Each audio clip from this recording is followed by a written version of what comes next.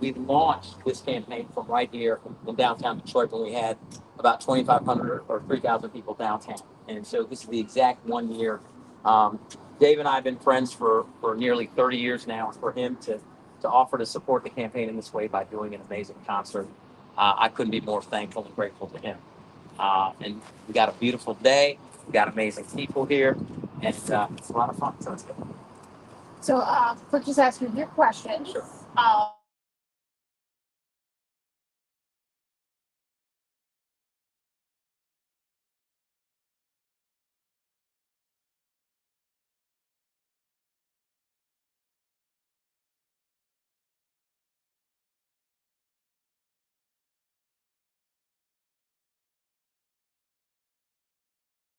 Need them to vote and participate. That's what makes democracies work. And so, feeling great about this because it's yet another example of bringing new voters out. and speaking of where voters are, right now there is a lot of discussion about how to reach a ceasefire between Israel and Hamas. And Prime Minister Benjamin Netanyahu saying today that Hamas is mucking up the deal. So, what do you think needs to happen to see a ceasefire, especially because clearly there's a humanitarian crisis? Rashida Tlaib, for example, has really created, to some extent, a schism within the Democratic Party. A lot of members of the base aren't happy with how the president is handled. Do you think it's right, the way that he's handled the war between Israel and Hamas? And do you believe that we can come to a ceasefire? I say this all the time. I say there's no good war, there's no bad peace. I'm very proud to have been one of the first U.S. Senate candidates in the country to call for ceasefire last year.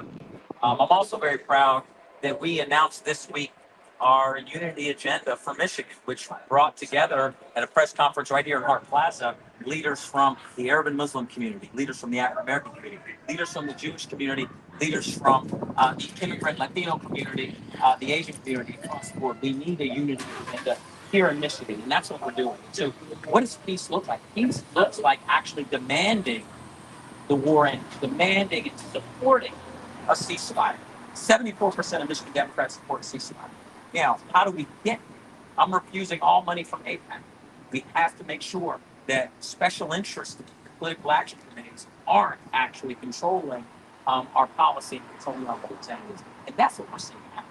So I'm disappointed that my opponent in this race just last week voted to not fund the State Department to confirm Gaza Health Ministries records of the death and injury totals. I'm disappointed that my opponent in this race just 2 weeks before decided to sanction the ICC for calling Netanyahu's actions war crimes and crimes against humanity. Okay, those are votes that are wrong. I would have done differently. But do we need to end terrorism? Absolutely. Is Hamas wrong? Yes. We can end Hamas without killing innocent civilians. It doesn't mean you have to carpet bomb an entire place. Maybe the administration's handling the war has been appropriate. They have stopped sending ammunition and arms. I think the administration has failed in this area. There's no question. I've heard from too many leaders. I've been endorsed by Dr. Abdullah Sayed, I've been endorsed by Nasser Beydoun, I've been endorsed by Mayor Bill Bazzi out of Dearborn Heights.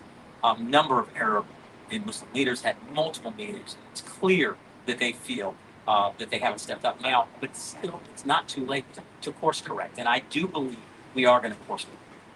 The American Rescue Plan Act is still being spent. We're seeing it being used by Detroit, for example, to fix roofs for seniors. We're seeing it being used for Wi-Fi in parks and airports.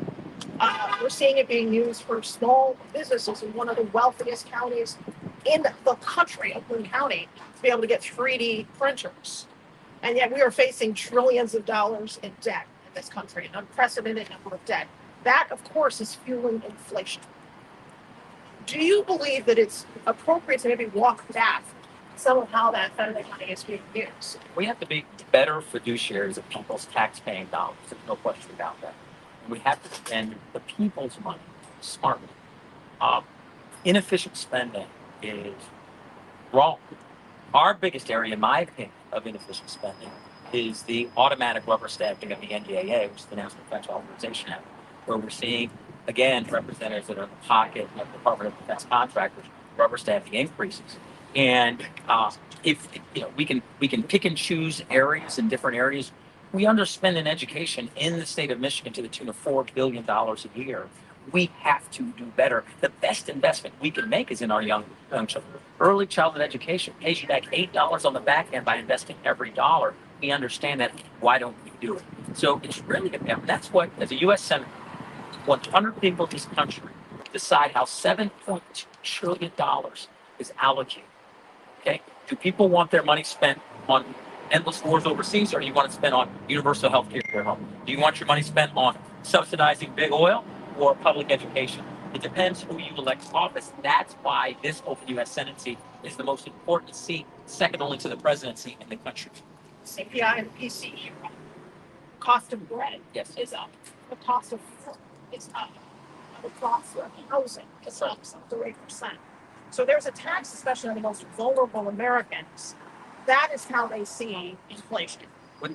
Without question, inflation is a regressive tax. 60% of Michiganders are living paycheck to paycheck. What's even worse is nearly 30% of our Michigan seniors are trying to survive off $15,000 a year. Now, you buttress that with inflation, people are getting crushed. They're getting punched in the face. I was actually at a gas station filling up my truck over $100. And the guy I was talking to, he's like, wow, my cars, it's just so expensive. And I said, did you know that we give big oil tax breaks? And I said, and he said, no. And I said, did you know that that's federal? He said, wow. And I also said, do you know that they each of them make over hundreds of billions of dollars a quarter in profit? He said, well, if they're making hundreds of billions of dollars a quarter in profit, why are my gas prices going up? It's because there's a collusion between big corporate interests and our current representatives. And we have to break that. Systemically, we have to break it by electing new candidates to office. I think we need to wait. Question. Yeah. How is your campaign initiative impacting, initiative for Michigan impacting local cities like Detroit, especially the Black community, economically? Our Unity Agenda for Michigan is impacting specific communities because what we're attempting to provide is funding for entrepreneurs to start small business. I'm a small business owner, and I'm very clear about this. Small businesses are the engine of every neighborhood and community's economy. It's their job creators. And what's the biggest impediment to opening up a small business? The biggest impediment is funding or lack thereof. And so what we see happen though, and folks know this, you see a big developer come into an area that it could have been derelict for 40 years. And all of a sudden, they're able to get funding to build a 3-block project. They're able to get actually a tax credit that they can sell on the open market for 80 cents on the dollar. And the people who have lived in this zip code have been locked out. And so I have this plan that I call the No Better Deal plan, right? Or the No Better Deal Act, which means I don't want to stunt development. We want people to invest in community, but we want to make sure that anybody who's lived there, if they want to open up a business, for instance, has the same access to capital as someone that comes in from the outside. A great example is, I get off I-75 to go home, North End. I come down to Oakland and Owen Street. You got a boarded up building on one side at that corner. You got a vacant lot that used to be a building on the other. You have to your right a tree growing up through the building, and it's faded letters that says Eli's Produce and Irene's Market. So there used to be fresh produce. There used to be a market right there. And then across the street, of course, you have your perfunctory, brand new liquor store that's all brightly lit. The only thing you buy are Funyuns, Faygo, Werner, or Hennessy through 3 inches of plexiglass. And somehow we're acting like that's okay. That was a vibrant neighborhood once. They used to have a record store at the corner. I think it was Phelps Lounge was right there. And I think there was a chicken shop. And then you had Irene's and Eli's. There are young entrepreneurs that want to reopen fresh produce because they know that's a food desert. They cannot get the capital. We have to undergird our MDIs, our minority depository institutions. We have to undergird our CDFIs. We have to stop sending all of our money through the big 4 banks and get it into the hands of the people and community. What would you suggest in terms of the reality that less than 1% of the businesses downtown are Black businesses, less than 1% of the business in Midtown is Black businesses, and hardly any in New Center? What's going to be done? What's your approach? What's your initiative to address that? Listen, it breaks my heart. I am one of the very few small business owners that's African American in downtown Detroit. I've had a successful business here, 7 years. Here's the deal. We have to give folks opportunity to the best spaces and the best places. Location, location, location. I That's what matters, right? You could have a great business idea. If you're in the wrong location, it's not going to work. Certainly, the fact that insider deals happen with the best locations in downtown Detroit, and also a lack of investment in the neighborhoods. We just saw Detroit People's Food Co-op open on Woodward. It's a massive success. Why? Because it's investment in community. That community's needed that for a long time, but we finally got the investment. Those types of investments work, and we need to do more of it. And certainly, more African American businesses need to be in downtown Detroit. It needs to be more reflective of the actual population. In a city that's nearly 80% African American, the fact that so few African American businesses are owned downtown is wrong. Okay. Well, amazing, everybody. Oh, I do. oh, we're back. We're back. I thought I got on me.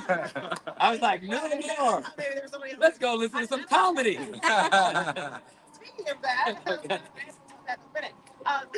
But NDHHS, you know, saw an audit general report come out about basically uh, a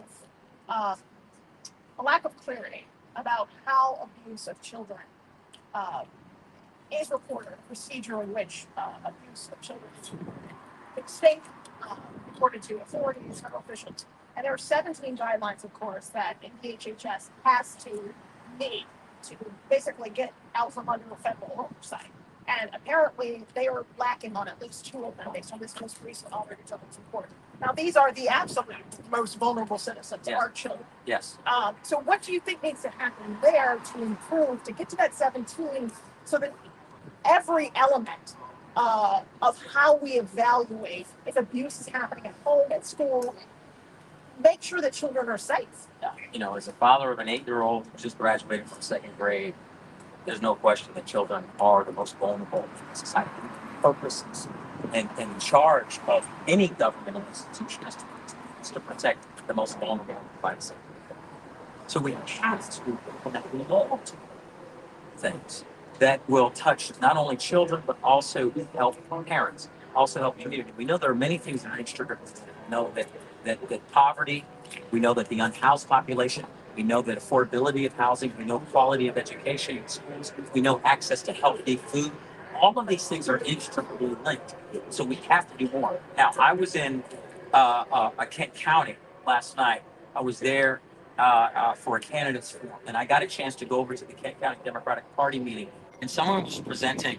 Kent County had a millage, and they have an allocation for, I think it's called Fine or Live by 5 or 6. It's really just an aggressive investment into all things for our youngest.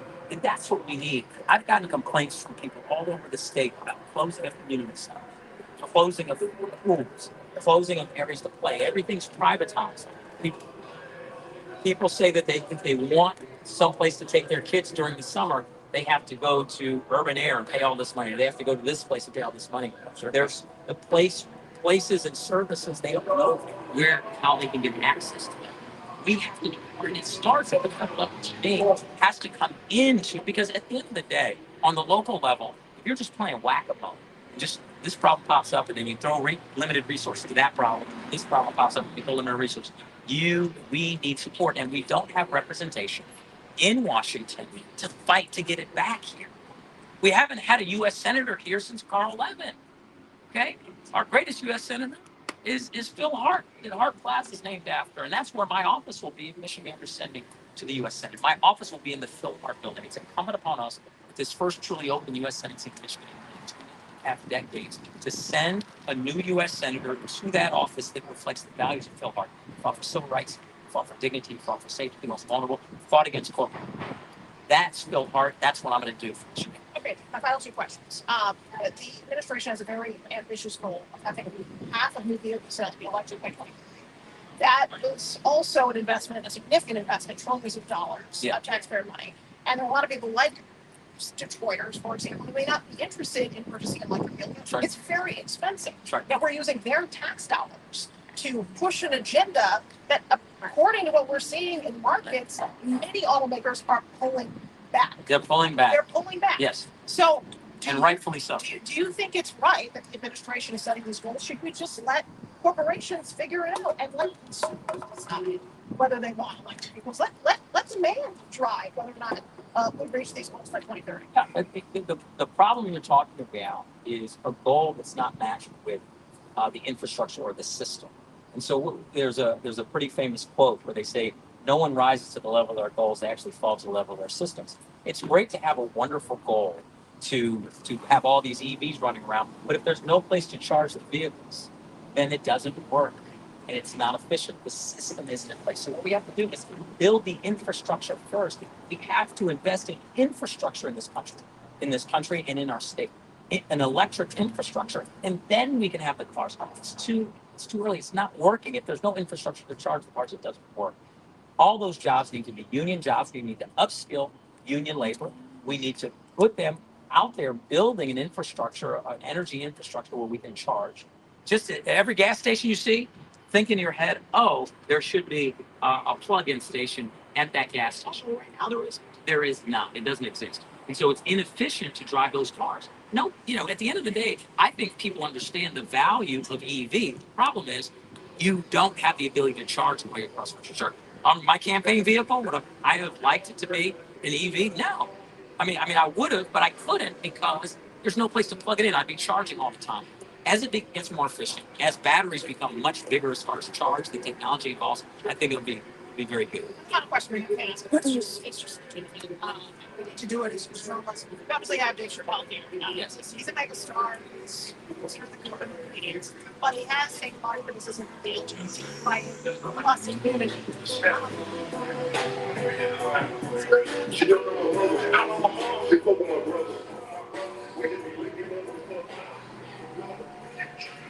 So, Chappelle has taken some criticism for the LGBT plus community because of this painted yourself as a person.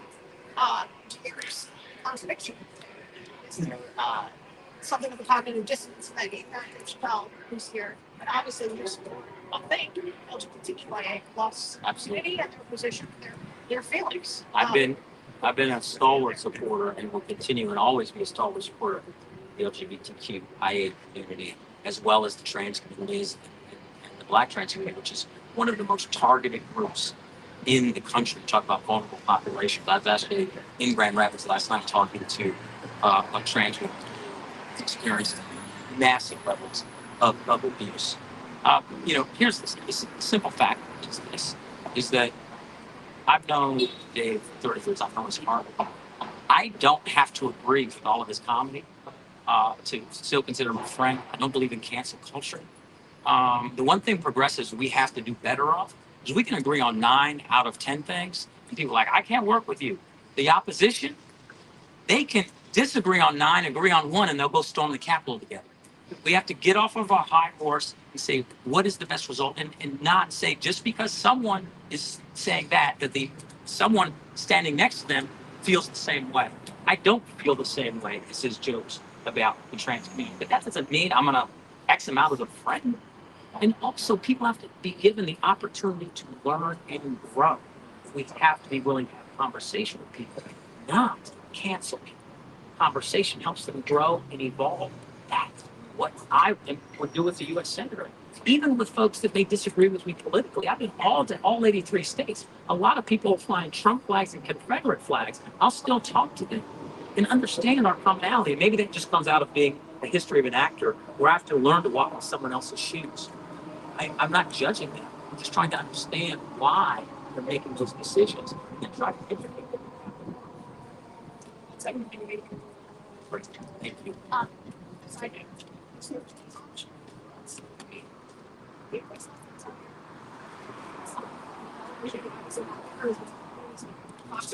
No, obviously, if you bought a ticket, you could come in, but it's sold out right now. You can make it, but that's it. There's no media. We're not making space for media. I think some media may have bought a ticket and maybe they're going to listen in, but that's their prerogative. Yeah, no, I get it. Because it was of our media. For us, it's like how you You got long pockets. You got deep pockets. Yeah, but I can't Deep pockets. I've been to all kinds of people. You can't reach a lot of them. Could you, And I've been there. oh, sorry. But Could you speak to the significance of President Biden visiting Detroit tomorrow, especially considering this moment during his campaign was pretty significant? I think the president coming to Detroit is extremely significant. It's significant because as Democrats, if we're going to make sure that the 45th president does not re-enter the White House, we have to come together and we have to fight together and work very hard in turning out groups of people that aren't completely engaged right now. That's why I think our Senate candidacy is the strongest to actually win in November. Why? Because we're going to turn out and make history, turning out historic numbers of African Americans. We've partnered with the Arab and Muslim community, partnered with the immigrant community, turning out environmentalists, turning out young people. No other Senate candidates in this race can do and are doing what we're doing with that type of energy. We have to match the opposition's energy with that. So him coming here is very important. do you think the president should step aside? What do you think about the calls from Democrats for you to do that? I'm focused on my race, and I think the president has always put people first. And I think that if it becomes very clear, he understands the danger of a second 45th president term. And I think that he's going to make a decision that he thinks puts us in the position to make sure we win. And Dems have to stay together and support each other. That's it, critical. President Biden is the presumptive nominee. Biden Harris is the ticket. We're going to support it, and we're going to make sure it wins. If that changes, we're going to support that ticket, make sure it wins. Plainly, you think he should stay in the race? I think she should stay in the race. Listen, incumbency power is something you just don't want to give away, right? If you look historically, incumbents have a significant advantage, particularly when they performed as well as he has. The question is not about his past performance with most communities. The question is about future performance and his capacity. And if he proves that he has the capacity, he already has an amazing team around him. I think he needs to trot out that bench more. He's got Jennifer Granholm. He's got Pete Buttigieg. He's got so many great people that are in the administration already. And then there's a massive bench, from Gretchen Whitmer through Pritzker in Illinois to Gavin Newsom and amazing people. And he's got Kamala Harris, one of the most experienced and prepared vice presidents in history. And so when you think about what Dems have, got so much talent. I mean, they even have Hill Harper. It's incredible. I've always loved her. So we're looking pretty good in the Democratic Party. The only thing that can ruin us is fracture. We got to stick together. We got to support each other. We can't be bad mouthing and trash talking each other. We got to do the work. The other thing that I think hurts us is when you have someone like my opponent that chooses to not debate. That's a huge problem, right? Because that means you're disenfranchising voters from an opportunity to hear about platform. And you're also not bringing people into the process. You're taking their vote for granted. And that's a problem. That's a big problem to me. It hurts our party. And I believe our Democratic leadership and establishment should be calling her to task on that. Thanks for your time. Thank you. Debate now. Debate now. Debate now. That's right. Okay. There's Jerome Barney. JB in the house. He's a Hill Harper Democrat. I'm just telling you, Alyssa Slotkin said today that Joe Biden is too old. That's what she said? She said that. Yeah, you said it. She said it today. He's too old. That's some bullshit. Okay. Total bullshit. I'm a Hill Harper Democrat, baby. All right. All right. That's an example of not staying together. We got to support. We got to support each other. That's what got you.